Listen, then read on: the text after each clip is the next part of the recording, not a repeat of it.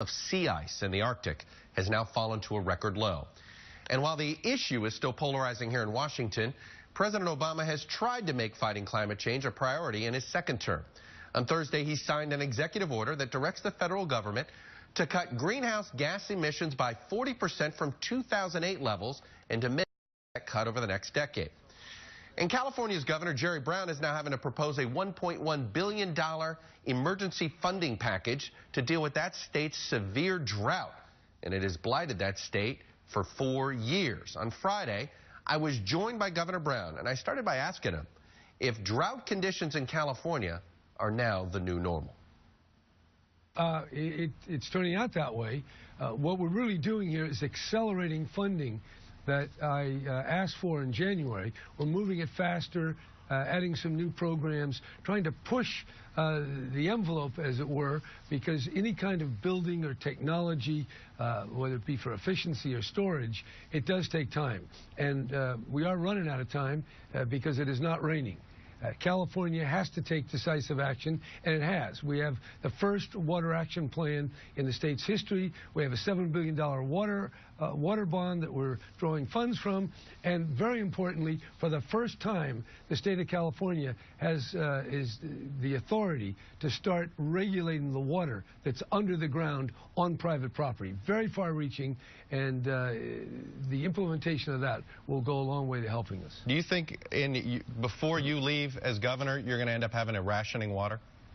I don't want to speculate on that because, first of all, mandatory rationing is a word that you have to apply to, 14 million homes and hundreds of water districts. And this thing has to be developed very carefully. We're watching it on a weekly, even a daily basis. There are many parts of California, many people, many businesses, many farmers, many homes. And some people are already in rationing in the town of St. Helena. Others think they have a lot of water. We're one big state, very diverse, and we're managing it, I think, in an intelligent way, and increasingly we're taking more mandatory measures. Is there any particular industry, part of the state, that isn't taking this as seriously as you'd like them to take it? Well, I think those that have good water storage and have been more prudent are not as anxious as they should. I think the whole spectrum of some of these golf courses where the temperatures are 85 degrees out, they're going to have to find a way to absolutely recycle 100% and introduce these restrictions. But we'll know more. The rainy season's over in 3 weeks, so we'll know even more then. But have no doubt, our best water experts and scientists and regulators are looking at this as we speak, and we're getting ready to respond as Mother Nature tells us what's up ahead. Well, speaking of Mother Nature, this drought issue directly attributable to climate change, in your opinion? Look, as they say, the scientists know more about it. I will tell you this. There are research results that now say there's a connection to the current drought and the extreme weather in the east and other parts of the world. The UN has already said there's going to be 40% of the world will have suffer from water shortage. Well, I want to go back there. Are your scientists not yet saying this drought is connected to climate change? Is that why you were hesitant? Well, what I'm hesitant is to particularize a particular storm or absence of rain in a given week. You can't tie that into the buildup, unprecedented, of carbon dioxide and methane and other greenhouse gases. We know there is some connection, and we know that this drought is just the kind of things that are absolutely inevitable in the coming years and decades. And it builds up slowly. That's the challenge, and it becomes irreversible. So you can't just sit around and engage in rhetoric because some of your donors and your constituents are saying, well, we want to make profit. The coal companies are not as important as the people of America and the people of the world. And I think this has to be almost at the level of a crusade to wake people up and take the steps intelligently, carefully, but nevertheless forcefully from this point going forward. As you know, the issue of climate change is polarizing. I'm going to play for you a clip this week from one of the Republican presidential candidates on the issue of climate change. Here it is. Because I think the world's on fire, literally. hottest year on record.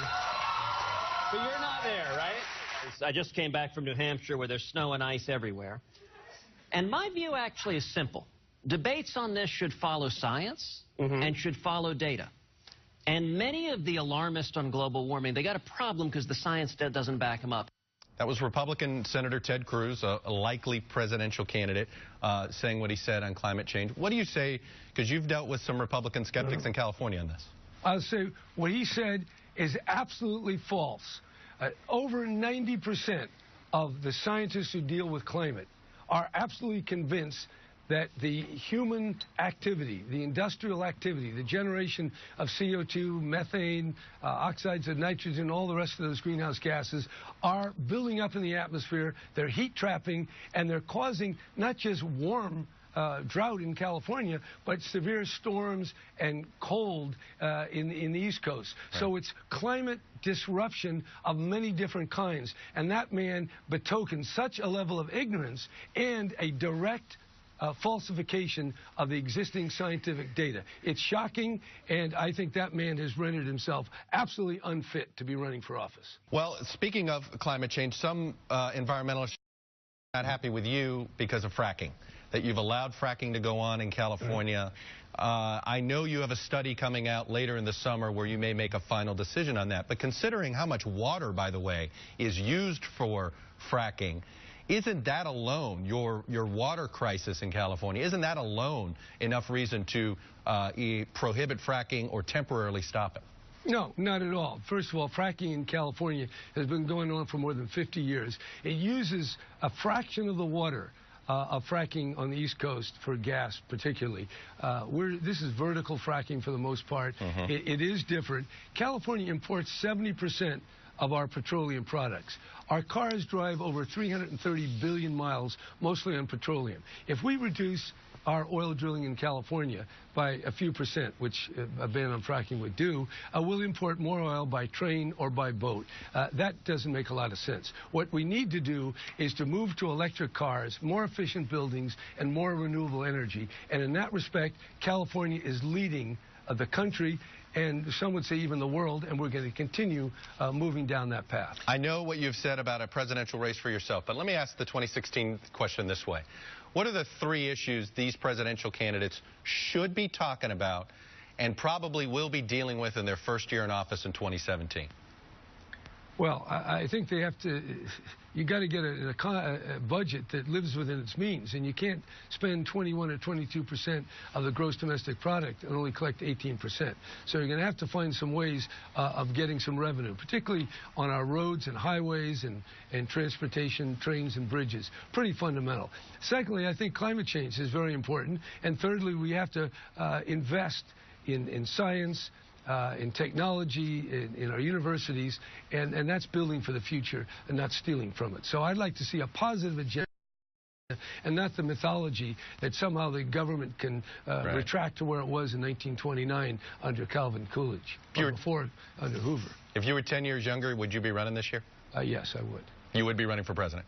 Well, I can't say. I've ran 3 times, so if I could go back in the time machine and be 66, you know, I might jump in. But that's a counterfactual, so you don't need to speculate on that. Governor Jerry Brown, the both oldest and youngest governors of